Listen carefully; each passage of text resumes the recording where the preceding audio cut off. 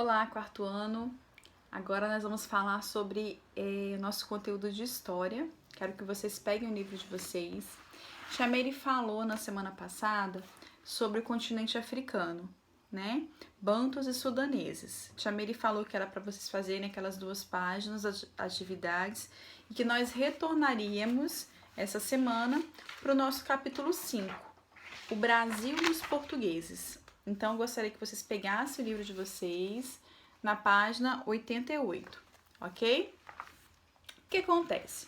Nós vimos nas aulas anteriores que os portugueses eles chegaram no Brasil, eles vieram, mas eles não moravam aqui a princípio. Que eles ficaram uns 30 anos mais ou menos só explorando o pau-brasil e depois eles começaram a fazer as feitorias para guardar esse pau-brasil e depois o rei dividiu o Brasil em capitanias hereditárias para os amigos deles, ok? Lembram disso? Então, os amigos, né, do rei, as pessoas que tinham dinheiro, começaram a fazer esse plantio da cana-de-açúcar porque eles queriam ter lucros. Depois a gente vai ver por quê que a cana-de-açúcar era tão importante. Eles começaram a quererem cada vez mais um plantio cada vez maior para ter uma produção maior, vender mais e ganhar mais dinheiro. Só que como que eles poderiam plantar e colher tanta cana-de-açúcar? Para isso, além das terras e da muda de cana-de-açúcar, eles precisavam de alguém para trabalhar. E quem que eles queriam que trabalhasse para eles? Quem será? Os portugueses? Os filhos dos portugueses? Será? Chameire veio, ia ficar mais claro aqui, mas não ficou. Não. Eles chamavam os indígenas para trabalhar para eles.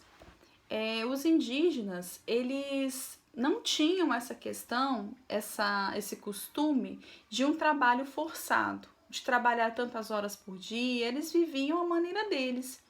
Então, alguns faziam o quê? Aquilo que a gente falou há 2 aulas atrás, o escambo. Trocava o trabalho dos indígenas por coisas que não tinham nenhum valor. Ferramentas, espelhos, bijuterias. Mas outros, que eles faziam? Eles queriam aprisionar os indígenas. Queriam realmente que os indígenas se tornassem escravos deles. Muitas vezes, no Brasil, as tribos eram rivais, algumas tribos. Elas lutavam entre si. E a tribo perdedora era aprisionada. O que os portugueses queriam então?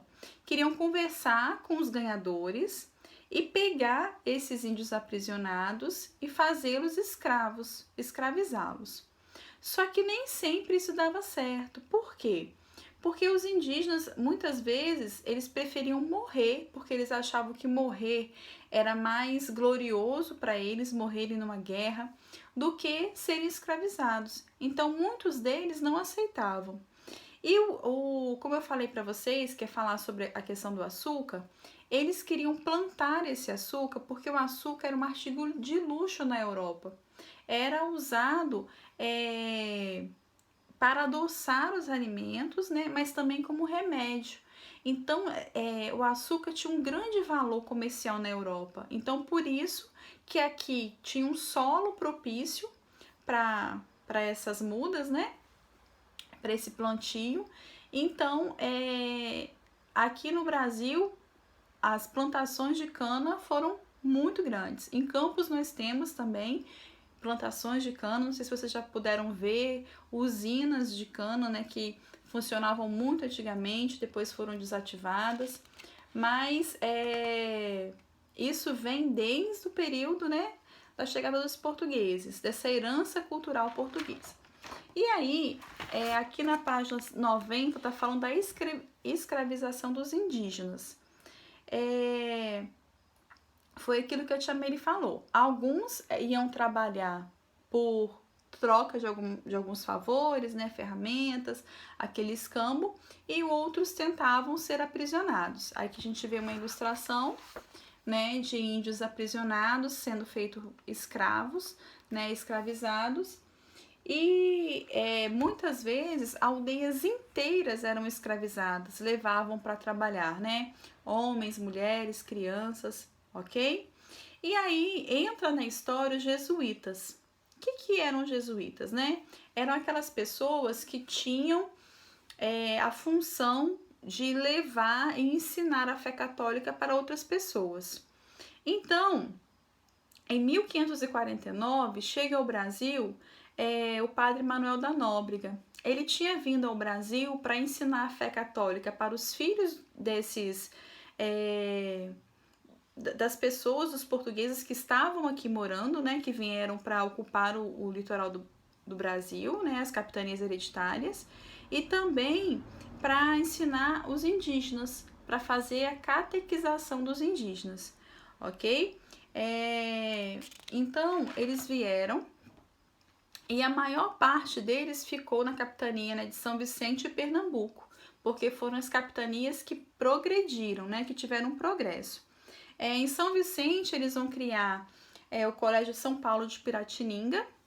E aqui na página 93, nesse quadradinho aqui amarelo, nós temos falando, né, tem aqui falando que o padre, né, jesuítas Manuel da Nóbrega e José de Anchieta, eles fundaram um colégio aqui nesse povoado, um colégio jesuíta, né, no Planalto de Piratininga. E em volta desse colégio foram criando povoamentos, né? Pessoas foram morando, foram crescendo e se tornou a cidade de São Paulo, tão conhecida hoje. Mas tinha um problema, que até eu acho que no plantão alguém perguntou. Como que eles se comunicavam se eles não falavam a língua uns dos outros? Para acabar com esse problema, né, na questão da catequização, o que os jesuítas fizeram? Eles começaram a aprender a língua dos indígenas. Por exemplo, o padre José de Anchieta, ele aprendeu o tupi-guarani para se comunicar. E teve outro, o padre Bernardo de Nantes, ele escreveu um dicionário, né, de catequização, de catequese, na língua indígena, para que os indígenas soubessem o que eles queriam passar para eles. Porque esses padres jesuítas, eles não maltratavam os indígenas, tá? Eles não queriam que matassem, que aprisionassem, só que eles não respeitavam os costumes dos indígenas, a fé, a maneira de se vestir ou não se vestir, né? A maneira de viver. Então, eles queriam impor as suas tradições, as suas crenças para esses indígenas. E aí eles criavam os aldeamentos, né? Aqueles grupos onde as pessoas viviam com eles e eram catequizadas, eram obrigadas a viver a fé católica, que era trazida de Portugal, os costumes, as roupas, o modo de falar, tudo que vinha de Portugal. Então, os indígenas, eles foram obrigados a terem os costumes europeus. E lá na outra página também, deixa eu ver onde está falando aqui para vocês se acharem, na página 91 lá em cima está falando dessa questão da escravização. Porque muitos indígenas que não aceitaram ser escravizados, eles foram mortos, né? Foram dizimados, ou por armas, ou por doenças trazidas pelos portugueses, porque eles não conheciam essas doenças e eles não tinham resistência a essas doenças. Então, por qualquer doença, por mais simples que possa parecer, eles morriam, tá? E às vezes uma tribo inteira podia ficar doente e falecer, tá? Então, essa foi a parte, né, desse início da colonização portuguesa, que eles fizeram os indígenas escravos, né, nessa questão do plantio da cana-de-açúcar, da missão jesuítica, da catequização, ok? Agora eu quero que vocês façam a página 94, 95, 96 e 97, ok? Quero que vocês vejam o vídeo, leiam o capítulo novamente, marque as partes principais e façam a atividade, ok? Porque fazendo isso, a gente vai conseguir tirar as dúvidas do nosso plantão de sexta-feira. Tá bem? Beijão pra vocês!